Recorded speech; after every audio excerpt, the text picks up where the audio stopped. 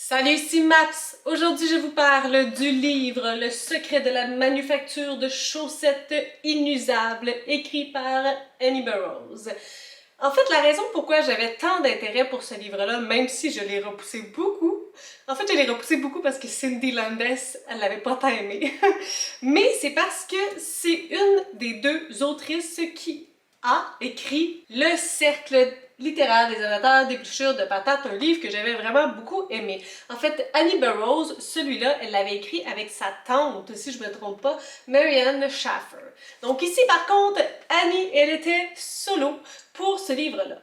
Et ma foi, la différence de grosseur, voilà. Donc, c'est un roman historique. J'avais même pas pensé nécessairement à ça avant, mais là, j'y pense, puis ça prend tout son sens. On va suivre Leila Beck, qui, en 1938, se fait envoyer à Macedonia pour y écrire l'histoire de la ville. Donc, au début, ça fait pas du tout son affaire. Son père il est bien fâché contre elle, puis il l'envoie là pour lui apprendre à travailler. Elle a fait un peu partie de la bourgeoisie, puis elle s'est jamais vraiment sali les mains. Puis aussi, son père voulait la marier avec quelqu'un, puis elle la voulait pas. Donc, elle s'en va à Macedonia. Pour ça, ça l'enchante pas énormément, mais rendue là, elle va rencontrer la belle petite famille des Romaines. Donc, ils ont une belle, grosse famille avec les deux plus jeunes qui sont Willa et Bird. Oui, oui, comme un oiseau. Le père de ces deux petites filles-là, c'est Félix. Félix, il y a pas mal de frères et sœurs. Emmett, Minerva, May, Jotty. Il en manque-tu? Charles, qu'on n'a pas vraiment vu. Donc, ça va être ça pour le résumé. Ce livre-là, si je le compare au cercle littéraire des amateurs d'épluchures de patates, ici c'était complètement épistolaire. C'était quand même des grosses lettres, par contre, ce qui faisait en sorte que ça nous permettait de bien comprendre qu'est-ce qui se passait.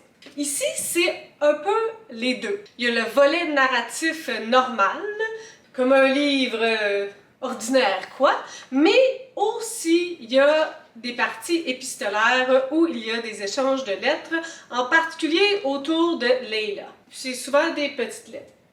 Il y a quand même, je vous dirais, beaucoup plus de volets narratifs que de volets épistolaires. Ça, c'est la forme. Avant de vous parler des personnages, je vais vous parler de l'histoire parce que je trouvais qu'il y en avait trop. Ça m'a pris littéralement 100 pages pour comprendre où est-ce qu'on s'en allait. Parce qu'au début, on rencontre Willa et Jotty. Jotty qui est la tante de Willa, qui sont deux personnages aussi qu'on va suivre majoritairement, donc particulièrement Willa. On sait pas trop quel âge qu'elle a, née en 1926, donc si on fait un petit calcul, 1938, ok, donc il faut inférer qu'elle a environ 12 ans, j'en aurais probablement donné moins. Mais on suit majoritairement Willa, à certains moments Jotty, sa tante, et à d'autres moments Leila Beck qui arrive en ville.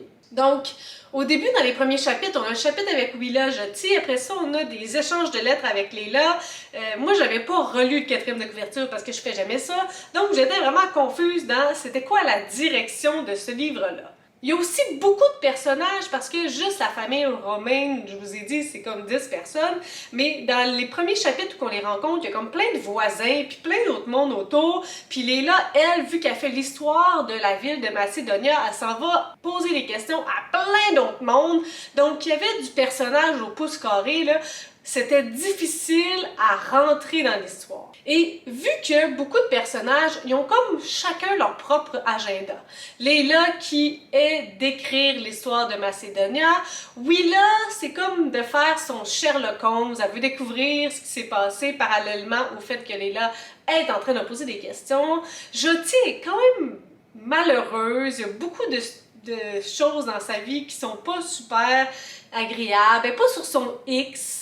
Félix, qui est le père de la petite Willa, c'est pas un gars ben fin. Il est pas mal jerk auprès des femmes, puis ça paraît qu'il fait des affaires louches. Donc on essaye de le suivre lui aussi. Il y a comme plein de personnages avec leur agenda personnel, des vieilles histoires, des nouvelles histoires. Donc ça fait beaucoup d'informations C'est la raison pourquoi c'est aussi gros, mais c'est probablement la raison pourquoi je trouve que c'est pas aussi efficace que ça l'aurait pu l'être. Littéralement, lorsque j'ai terminé le livre, je me suis demandé c'était quel genre, comme romance, mais pas vraiment. Puis j'avais comme pas allumé sur l'historique, mais là encore, pas vraiment non plus. Parce que si le but c'est de découvrir Macedonia avec Leila, on ne réussit pas tant que ça, c'est pas ça qui est le plus intéressant. Puis vu qu'on la suit pas de manière linéaire, on découvre pas nécessairement l'histoire avec elle tout le temps. C'est très déconstruit, c'est difficile à mettre ensemble. Donc pour moi, c'était pas nécessairement du pur historique non plus parce que notre intérêt était pas porté par rapport à ça. Mon intérêt personnel, c'était de découvrir ou d'espérer que les menteries, les secrets de Félix soient dévoilés. Ça, c'était mon intérêt personnel dans ce livre-là. Donc, avant que ça arrive, et on n'était pas uniquement sur cette piste-là, il y avait donc bien d'autres choses dont lesquelles je m'en foutais. T'sais? Puis parlons de ça, si l'histoire allait un peu partout en même temps, parce qu'on était dans le présent, mais aussi dans le passé pour savoir ce qui s'était passé, puis il y a des histoires aujourd'hui qui ont de l'impact à cause de ce qui s'est passé avant. Les personnages aussi, je les ai pas trouvés super attachants. Celle pour qui j'ai développé un petit quelque chose le plus rapidement, c'est Willa, la petite Sherlock Holmes, puis je sais pas trop quel âge qu'elle avait, donc parfois je trouvais que ses réflexions étaient très jeunes, mais en même temps elle s'occupait des affaires des plus vieux. Même 12 ans, je sais pas trop, je trouve que ça colle pas énormément. Je sais pas, c'est quand même elle que j'ai appréciée le plus rapidement, mais j'avais vraiment un flou par rapport à son âge, parce qu'à certains moments, elle était très poussée dans ses réflexions, puis certains autres moments, ses comportements étaient plutôt bébé Lala, donc c'était un peu difficile de la suivre, malgré qu'elle avait quelque chose d'attachant. Jyoti, de l'autre côté, elle aussi elle était intéressante, quoiqu'on la suit vraiment pas souvent. On voit qu'elle en fait énormément pour sa famille, pour ses petites nièce, qu'elle en prend beaucoup sur les épaules à cause de son frère Félix, mais on la suit peu.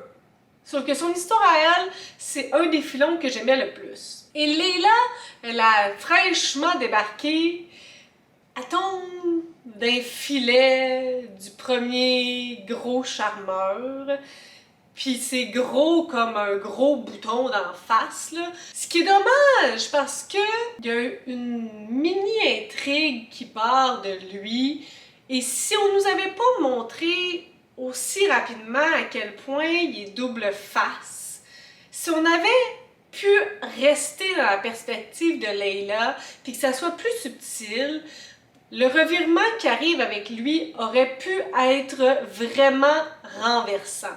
Au lieu de ça, il était très prévisible et tout ce que j'attendais, c'est que ça y explose d'en face.